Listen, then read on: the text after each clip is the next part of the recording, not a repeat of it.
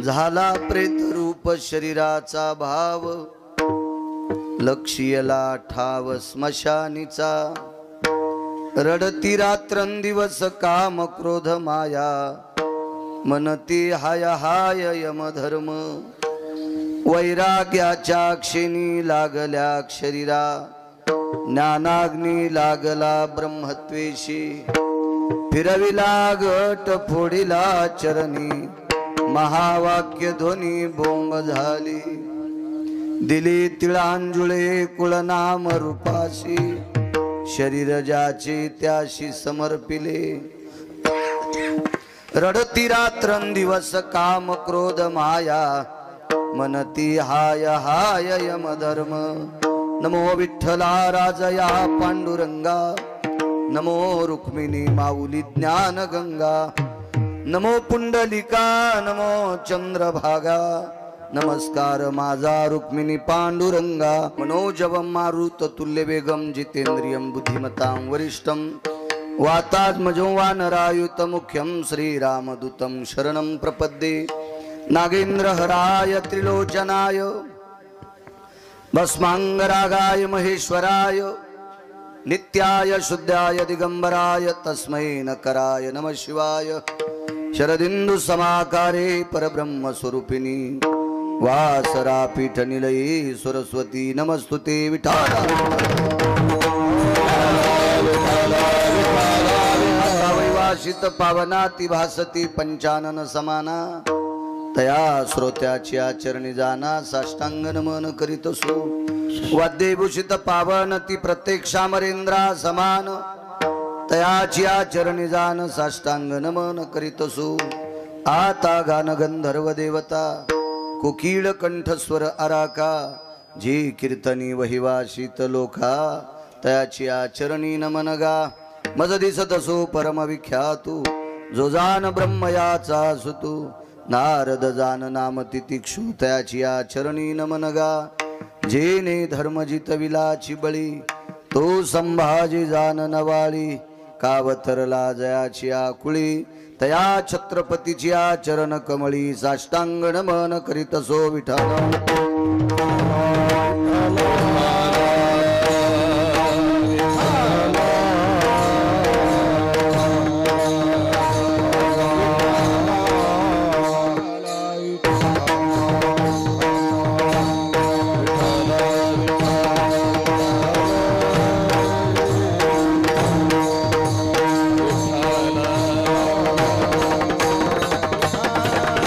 आता भिनो वाग्विलासिनी, जे चातुर्यार्थ कला कामिनी। ते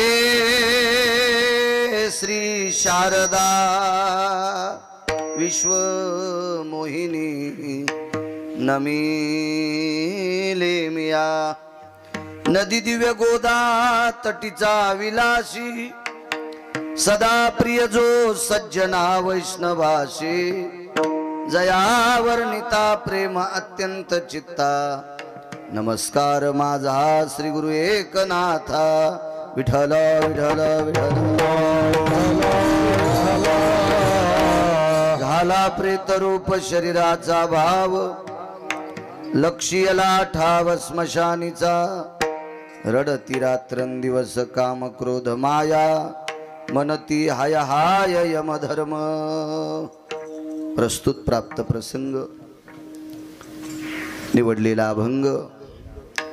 विश्वमान्य विश्वभूषण विश्वाधिकार विश्वप्रिय, चिन्मय स्वरूप असणारी अधिकार संपन्न साधू श्रीमंत श्री जगद्गुरु तुकोबराय यांचा प्राप्त प्रसंगी निवडलेला अभंग। विठाला प्राप्त प्रसंगी निवडलेला अभंग माझ्या देहूतील मालकांचा आहे।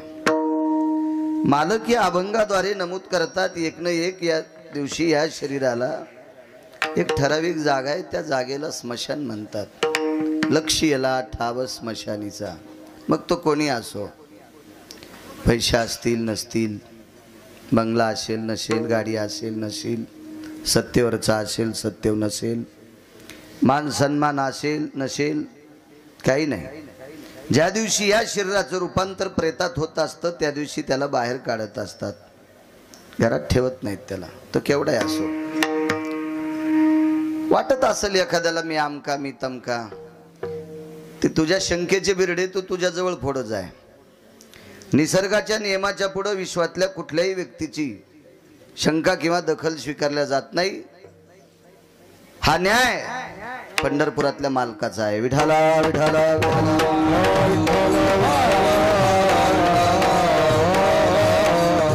पैशावाल्याच्या बाबतीत जर विचार केला तर राजा भरताला जावं लागलं. रावण पायाला चिटकलेल्या मातीची बरोबरी नव्हता भरताच्या. इतका मोठा श्रीमंत भरत राजा होता. जेने दिगमंडल जिंकिले, समुद्र वलयांकित राज्य केले, नाना भोग भोगिले, नाही देखिले सुरवरी. जेने दिगमंडल जिंकिले, समुद्र वलयांकित राज्य केले, नाना भोग भोगिले, नाही देखिले सुरवरी. जगातला एक नंबरचा श्रीमंत भरत. रावण चिल्लर होता त्याच्याकडे, एका समुद्राचा मालक. हे समुद्र वलयांकित राज्य भोग असे भोगले जे सुरवरांना देवाला माहित नाहीत. जे न देखिले सुरवरी म्हणजे सुरवरांना स्वप्नात सुद्धा जे भोग प्राप्त नाहीत ते राजानं भरतानं प्राप्त भोग प्राप्त केले. मग एवढा मोठा राजा भरत, त्याला गेल्यावर जर एका ठराविक मशानात जावं लागतंय तर बाकीच्या राजांची काय कथा आहे. एक जण म्हणला मला खुर्ची लय आवडती, तू मेल्यावर संग फुकीत नाहीत, तुला फुकी देत, खुर्ची घरी ठेवते. तिथं चलतंय का काही. मग तेथे नचले काही, सत्ता संपदा राही ठाई ते ठाई, पुढे सुख साई वाही, तुका म्हणे तई आला. नचले काही, सत्ता संपदा राहील ठाई ते ठाई, संचित साई वाही, तुका म्हणे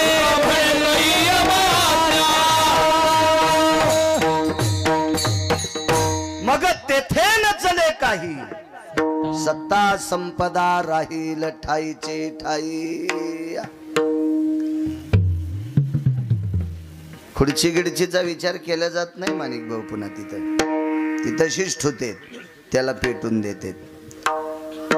जिथं खुर्ची ठुली तिथं पण नाही, मशानात. लक्ष याला ठाव स्मशानीचा, केवढाही मोठा माणूस असू द्या. तद्वत न्यायानं स्वर्गीय डॉक्टर वाल्मिकराव एकनाथराव मुंढे विश्वाच्या मालकाच्या सानिध्यात विलीन झाले. दक्षिणेच्या मालकाचा निरोप आला आणि अकाली जावं लागलं. जाण्याचं वय नव्हतं. बऱ्यापैकी लोकांना ते असावे वाटत होते. याचा अर्थ कितीतरी लोकांच्या अंतकरणातला माणूस होता. एक जुनी म्हण आहे, अभंग नाही तो, जो आवडतो तोची आवडे.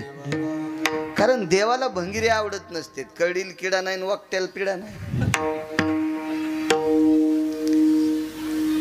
बी कदर लाव भंगिरे नेता नेता. यमालाही चांगलीच माणसं आवडतात.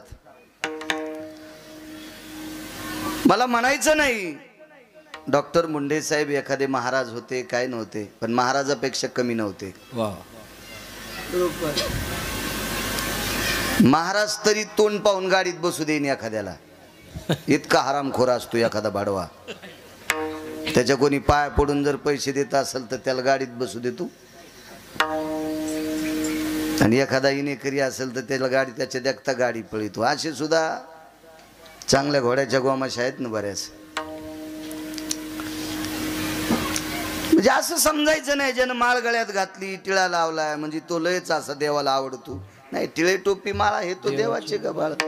लय लोक माळी घालून बी बांध कोरीत येत ना, म्हणजे हे देवाला आवडत असतात का बापू? असं काही नसतंय त्याला. किती दाखवायचे माळी घालून भावासंग भांडणारे. कळडी कमान मरुस्तर भावाय संग जमन द्यायचं. आणि गळ्यात माळ तर इतकी खपक्या काढून वाघाराला हाणली तो वाघारू बेसूत पडल एवढी माळ त्याची. काय त्या माळीची किंमत ठुली तो चावण्या. विडाला विडाला विडाला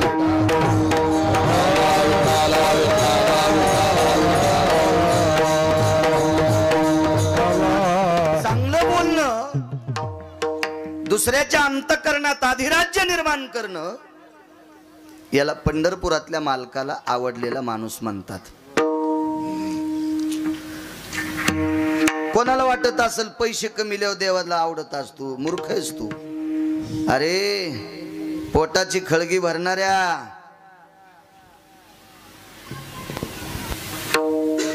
टाळ्या वाजणाऱ्याला 3-3 कोटीच्या गाड्या येतात.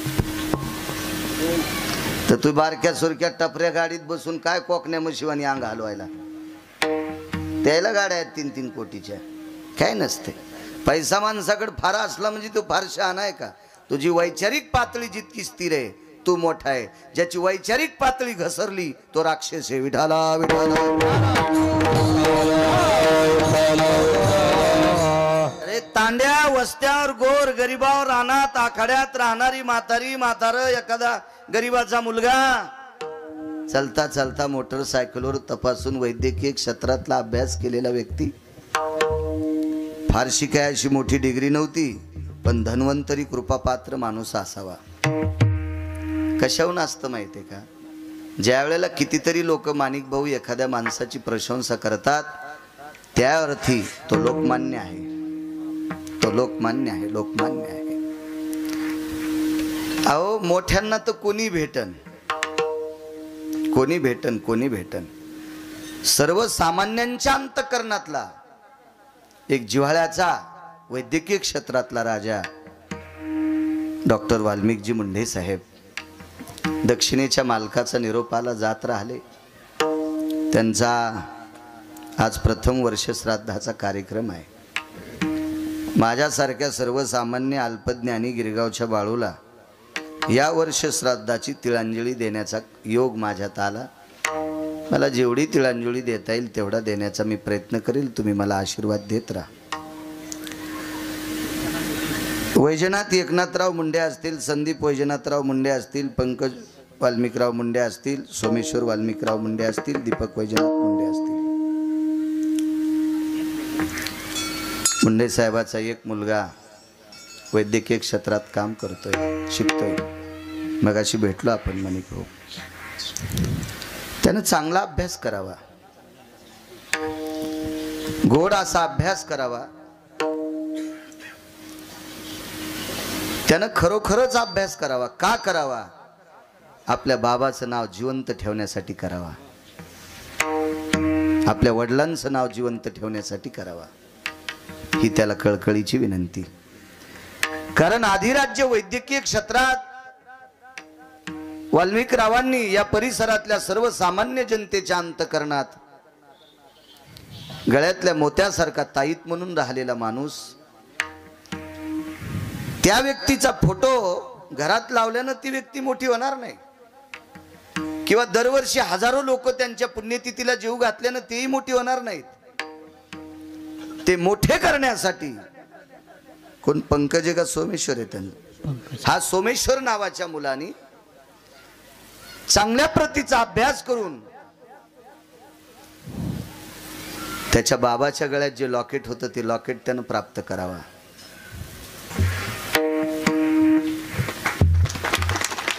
आणि ते गोरगरिबाच्या हृदयाला लावून त्याची व्याधी शमन करावी. हीच सोमेश्वर तुझ्या हातानं तुझ्या बाबाला श्रद्धांजली राहील, आदरांजली राहील, तिळांजली राहील आणि तुझ्या बाबांचं नाव जिवंत राहील. मी एक छोटासा व्यक्ती तुला विनंती करतोय, तू ठरव तुला काय करायचं तर. आणि निश्चित याच्यात जर तू यश प्रदान केलंस, रातपात करून जर अभ्यास केलास तर सोमेश्वर स्वर्गातनं तुझ्या बाबाचा तुला आशीर्वाद प्राप्त होईल. वैकुंठवाशी वक्ते बाबा एक अभंग म्हणायचे बापू. तुका म्हणे पितृ आशीर्वाद देती, कल्याण विच्छिती तया कुळा. निश्चित स्वर्गीय डॉक्टर साहेबांचा सोमेश्वर तुला आशीर्वाद मिळल आणि त्या आशीर्वादाच्या बळावर महाराज वाचासिद्धी पावाल, अज्ञापक व्हाल. सगळ्यांच्या घरी चांगला किराणा असला तरी सगळ्याच बायकांना पुरणपोळ्या येत नसतात, तिला अन्नपूर्णेची कृपा लागते. काही काहीचे 200-200 कोटीचे हॉस्पिटल आहेत तरी लोकांना ते मान्य नसतात. का? त्यांच्यावर धन्वंतरीची कृपा नसती. एखाद्या वेळेस सर्वसामान्य व्यक्ती असू द्या, अहो त्या काही काही लोकांचा भाव असतो, नाही मला त्यांच्याकडेच जायचं, मला त्यांच्याकडेच जायचं. माझा अपघात झाला त्यावेळेला मला थोडं कमी कळत होतं. माणिकराव तुम्ही होते तिथं, तुम्ही लातूरला घेऊन जात होते, तरी पण मी म्हणलं मला उशे साहेबांकडे न्या. एक भाव असतो माणसाचा, एक श्रद्धा असते. तशी वाल्मिकरावावर या परिसरातल्या सर्वसामान्य जनतेची श्रद्धा होती आणि त्या श्रद्धेपोटी निश्चित पितृदेवांची कृपा सोमेश्वर तुझ्यावर होईल आणि कायमस्वरूपी त्या श्रद्धेनं तूही अधिराज्य या प्रांतात निर्माण करशील. पण तू अभ्यास कर आणि तुझ्या अभ्यासाला यश मिळो असं मी विटेवरच्या मालकाच्या चरणी प्रार्थना करतो, पितृदेवाच्या चरणी प्रार्थना करतो आणि अभंगावर येतोय. विठ्ठल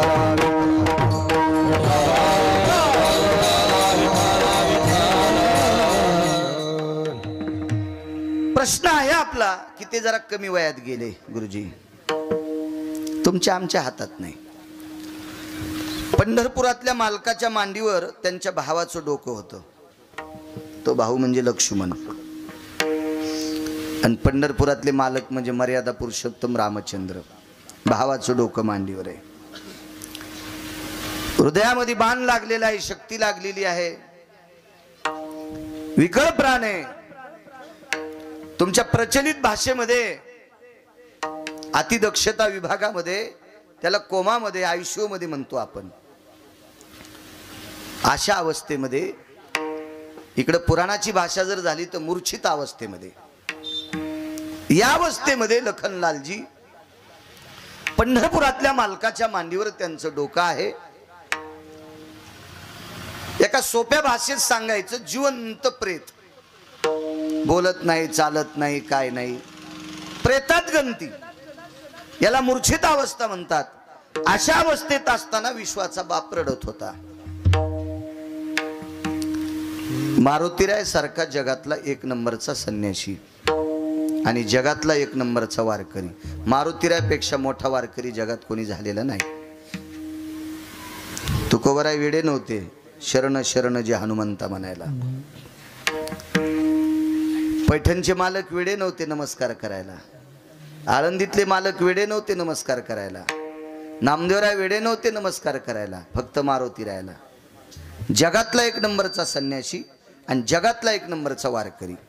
एक जण म्हणला, महाराज तसा एक नंबरचा संन्यासी कसा होईल? म्हणलं तुला काऊन मळमळ व्हालय? तुला का म्हणू दे ना मारुतीरायला, काय मग ते मेवणे नाहीत, मग सासरे नाहीत, माझ्या भाऊकीतले नाहीत, मग मारुतीरायला म्हणालो मी, तुला कस काय मळमळ व्हालं? नाही म्हणे, पण एक नंबरचा कसा? त्याचं कारण होतं, जगात जेवढे संन्यासी जन्माला आले तितक्या संन्याशाचे इंद्रिय त्यांच्या आईनं पाहिले. असा एकच संन्यासी आहे, त्याचे इंद्रिय त्याची आई पाहू शकत नाही. पुरावा एका ठिकाणी, अंजनी पाहू शकत नाही, इतराची काय? हनुमंताचे लिंग दर्शन हो, मुख्य माता न देखी आपण. क्या बात आहे. इतर शके पाहू शके कोण? ब्रह्मचारी पूर्ण कपिराजा. वा तुकाराम वा, छान. अंजनी पाहू शकत नाही तर बाकीच्यांची काय कथा आहे? याला म्हणायचं एक नंबरचा ब्रह्मचारी. मग आता एक नंबरचा वारकरी कसा? एक जण म्हणला, महाराज मी मित्राच्या वडिलाच्या श्राद्धाला गेलो आणि तिथं नारळ पण घेतलं नाही.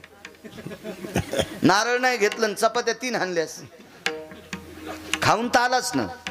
मारुतीरायनं भजन केलं तरी भाकरी खाल्ली नाही आणि काम केलं तरी भाकरी खाल्ली नाही. काम कोणतं केलं?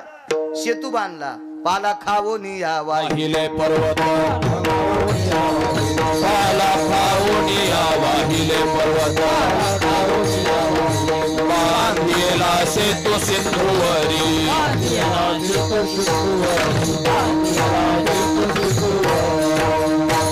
पाला खावोनी या वाहिले पर्वत, बांधलेला सेतू सिंधुवरी. एक काम करताना आणि भजन करताना केवळ वनीचे वनचर पाले खावीर वानर चारी मुक्ती त्यांच्या किंकर सवे सुरवर वंदिती वंचर पाहुनी झाडे ओर बाळोनी ताला खाऊनी विठ्ठल आरविती खाऊनी विठ्ठला पाहुनी झाडे ओर बाळोनी ताला खाऊनी विठ्ठल आरविती खाऊनी विठ्ठल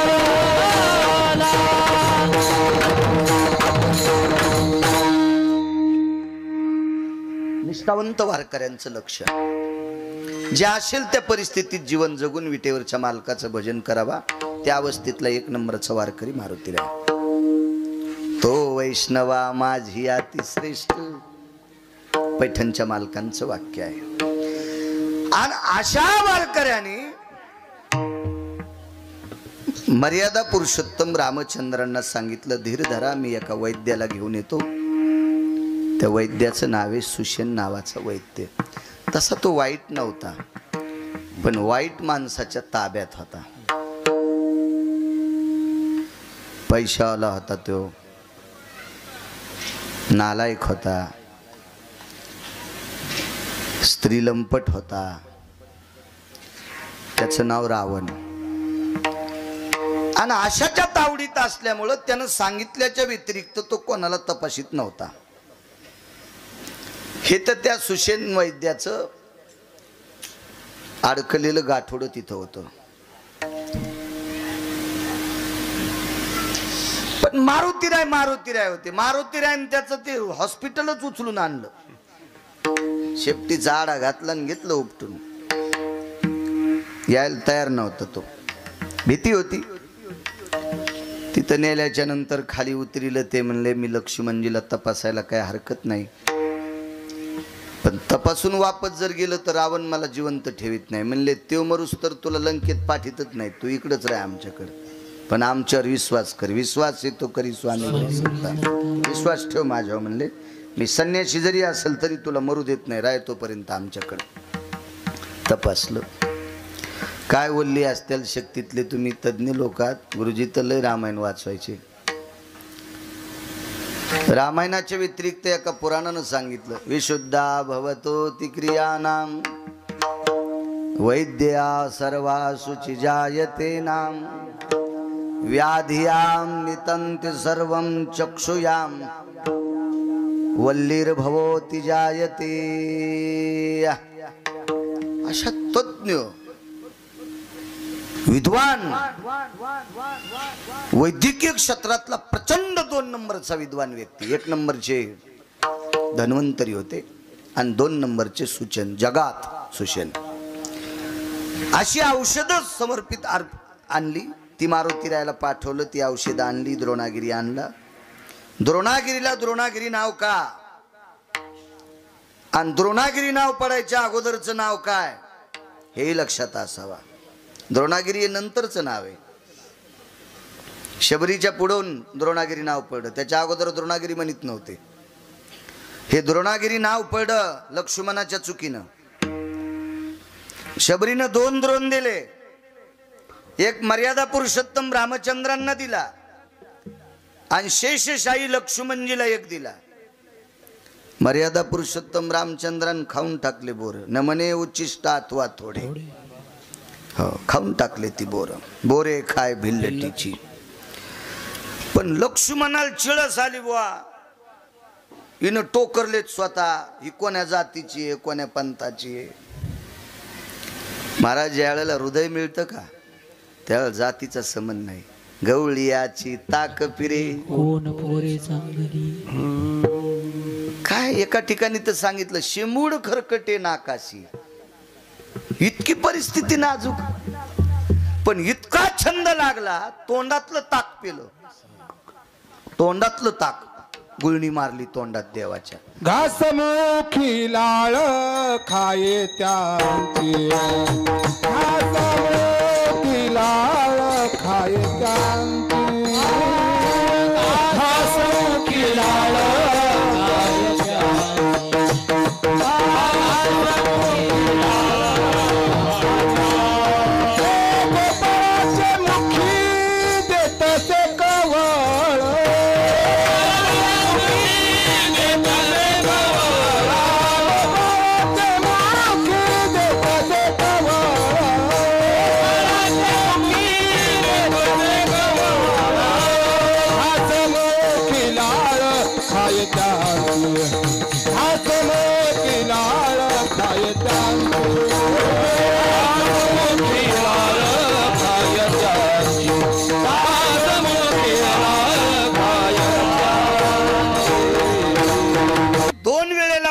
विचार करत नाही जातीपातीचा.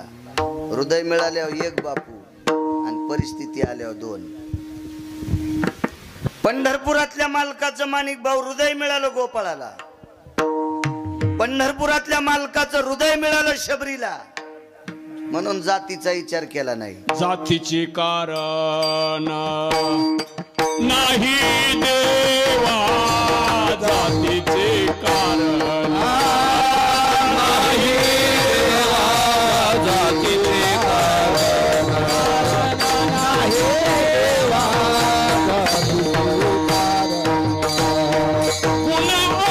गुण हे दोन्ही प्रमाण, जातीचे कारण नाही देवा, जातीचे कारण नाही देवा, गुण हे दोन्ही प्रमाण, जातीचे कारण नाही देवा, जातीचे कारण नाही देवा. वाह दत्तू महाराज. तुकाराम मामा, मी तुम्हाला पश्चिम महाराष्ट्रात परमानातला बादशाह म्हणलो होतो, आठवतं का तुम्हाला? हो, साकोरीला. साकोरीला. पण आता माघ काऊन पडतात याचा शोध मात्र तुम्ही घ्या. मी काय कोणाचं वर्णन करायला, माय काय गोळ्या संपल्या नाही, नाव कोणाला ठुत नाही बापू, पण चोंबाळीत कोणाला बी नाही. हा, मी घोड्यालाच घोडं म्हणतो. बरेच गाढव पाहुण्याच्या गाढवाला घोडं म्हणते. नाही, मी नाही म्हणत. मी कोणाचा असो, विरोधकाचं जरी असलं तर घोड्याला घोडन गाढवाला गाढवच म्हणायचं. आवडते मला. चल, अभ्यास आहे महाराज. वारकरी संप्रदायात कीर्तन परंपरेमध्ये प्रमाण वैकुंठवासी नथुराम बाबा केळकर म्हणायचे कोटीची नोट. हा, कोटीची प्रमाणाला किंमत आहे ना. गाता तर तमाशातल्याला बी येत आहे. आणि बापू आपल्या एका तरी वारकऱ्याला ऑस्कर पुरस्कार दिलाय का? फिल्मी सृष्टीतला गुलजार नावाचा माणूस मुस्लिम समाजाचा ऑस्कर भेटलाय. गातात त्याला म्हणावा निळा म्हणे नवरस देख, जानती विरळा गायक तो. बापू बरीच लोक असे आहेत की श्राद्धाच्या कीर्तनात सुद्धा कुठले सूर प्रमाणाला लावा याचा काही मेळ लागत नाही. आम्हाला गाता येत नाही पण कळतंय. हो, परवाला इतका प्रसंग, कोमल प्रसंग, हतार दाद्या कसं शक्य आहे बरं? कशी मानतील लोक? कॅमेरे चालू आहेत, भरत राजा आपल्या पुढे, थोडी चूक चालणार नाही. महाराष्ट्र बघतोय बापू, आपलं महाराष्ट्र बघतोय. एखादा प्रसंग जर इमोशनल असेल आणि त्याला तुम्ही झलक दिगला ज्या चाल लावित असताल तर काय अख्खं जग आपल्या तोंडात माती घाली. गाता येतं याचा अर्थ आपण संप्रदायातले गायक नाहीत. तो प्रसंग कीर्तनकार बोलत असताना अर्थदृष्टी ठेवून कुठल्या प्रतीचे चढ उतारे त्या स्वरूप तुमच्यासारख्या सद्गुण लोकांनी तशी जागा काढून तो प्रमाण म्हणावा की पुढच्याच्या अंतकरणातून पाझर फुटावा. डोळ्यातून पाणी तर भुरकी टाकल्यावर बी येतंय. विठाला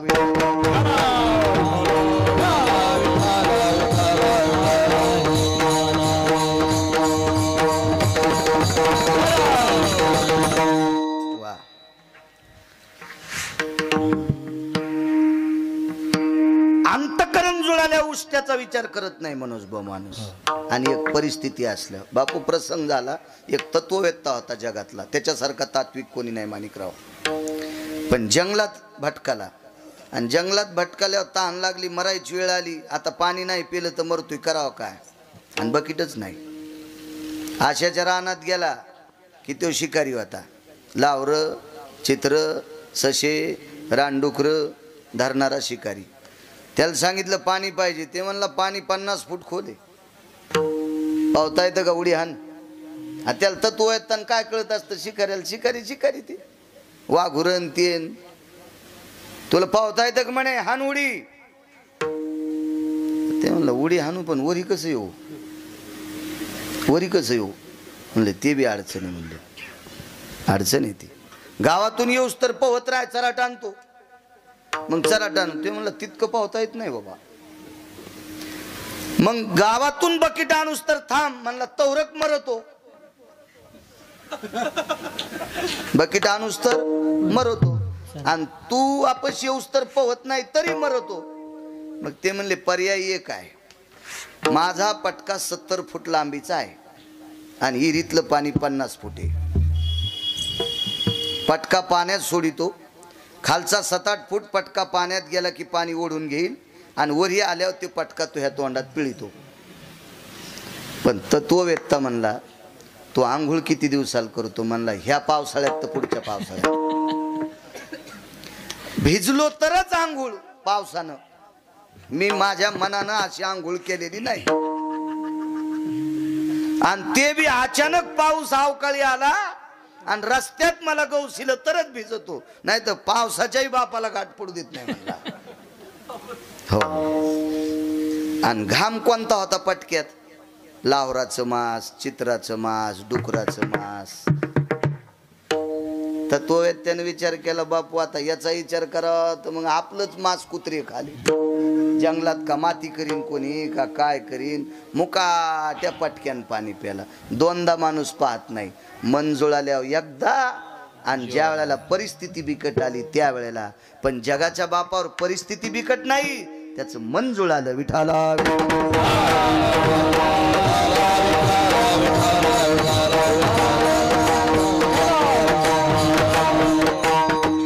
ते द्रोणागिरी नाव सांगत होतो. लक्ष्मणजी बोलत बोलत बाहेर आले आणि त्याला द्रोण फेकून. जिये चळाचळे द्रोण पडिला, नामने द्रोणाग्री म्हणते त्याला. नामने रे द्रोणाग्नी म्हणते त्याला. जो द्रोण फेकला म्हणून त्या पर्वताला द्रोणागिरी. त्याच्या अगोदर काय नाव होतं ते घरी गेल्यावर पहा ना, गुत्त थोडं घेतलं मी. विठाला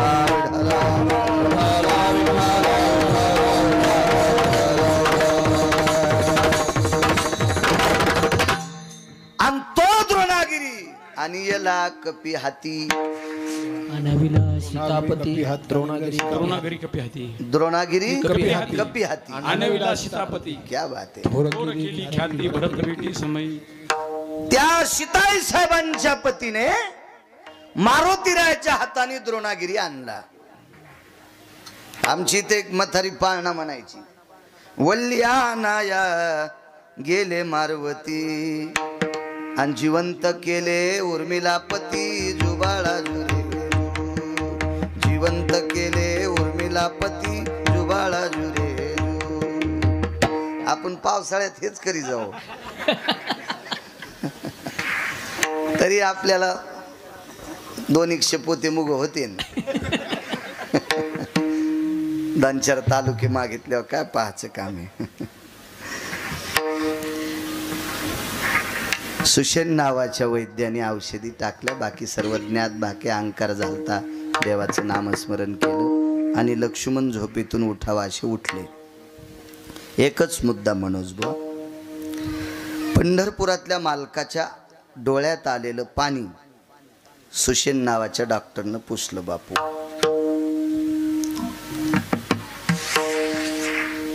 जर सुषेण नावाचा वैद्य भेटला नसता मामा तर पंढरपुरातला मालक वाचत नव्हता. कारण ते काय तुमच्या आमच्या भावासारखा नव्हता. केळीचं रान आपल्याला घेणार आणि बर्डाचं भावाला देणार असा भाऊ आता होय त्यो. हा, एक जागी राहणार, कारभार करणार आणि साचलेले पैसे सासरवाडीत दिडीने वाटणार आणि वायला निघायच्या टायमाला म्हणणार आपल्याकडे 17 लाख कर्ज आहे. हो, आणि दारू 2 झाल्या मग सासरवाडीतून गठुडं घेऊन येतून बंगला बांधी तू. हा, याला चंद्रभागेत पुरलं तरी मोक्ष भेटत असतो का अशा भावाला? असे तर कुंटल तसा भाऊ असेल का तो? महाराज लक्ष्मण जर उठले नसते, लक्ष्मण उठले नसते तर सासरवाडीत देह त्याग केला असता. समुद्र काय मालकाची, सासरवाडी. सीता कोणाची कन्या आहे? लक्ष्मी कोणाची कन्या आहे? सागराची. भाऊ सासरवाडीत देह त्याग केला असता. आणि हे दोघं ज्या वेळेला परत नसते आले का त्यावेळेला घरच्या दोघांनी देह त्याग केला असता आणि 4 बायकांच्या कपाळावर कुंकू एकाच वेळेला पुसला असतं. पण कोणाची ताकद आहे? सुषेण नावाच्या डॉक्टरची. आनंद वाटला, निघून गेले.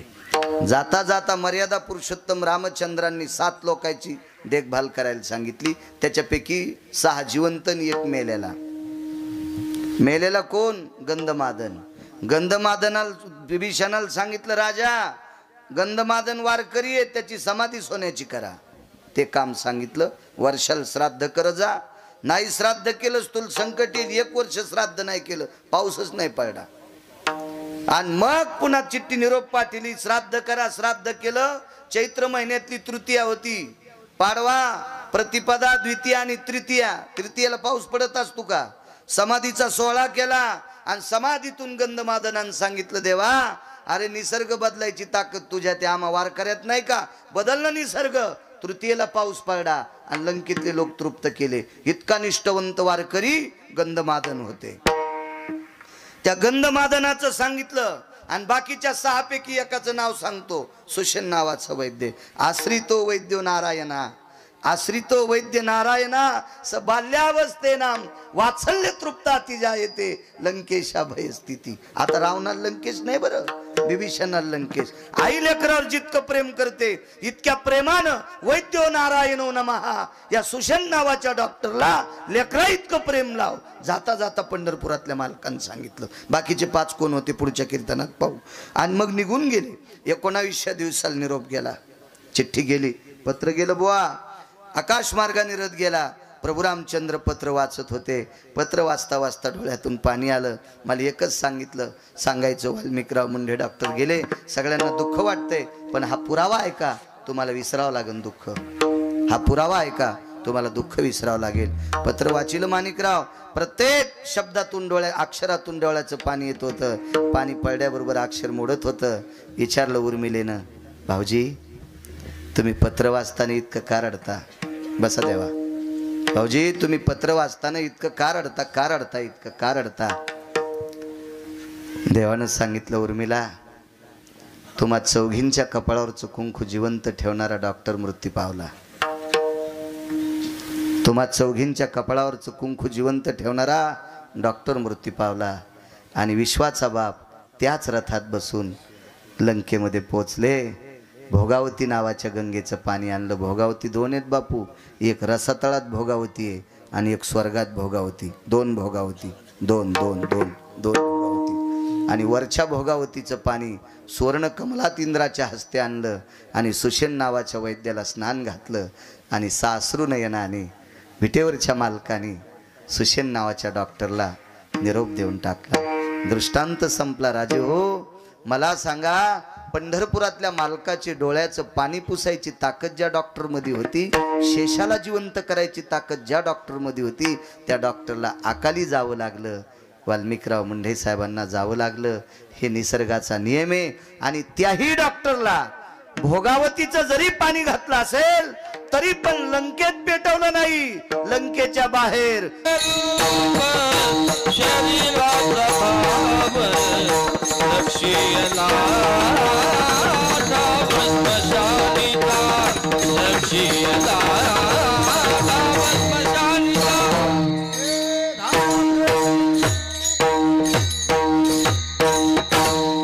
झाला प्रेतरूप शरीराचा भाव, लक्ष्यला ठाव स्मशानीचा. किती मोठे सुषेण गुरुजी, नाही ठेवता आलं घरी.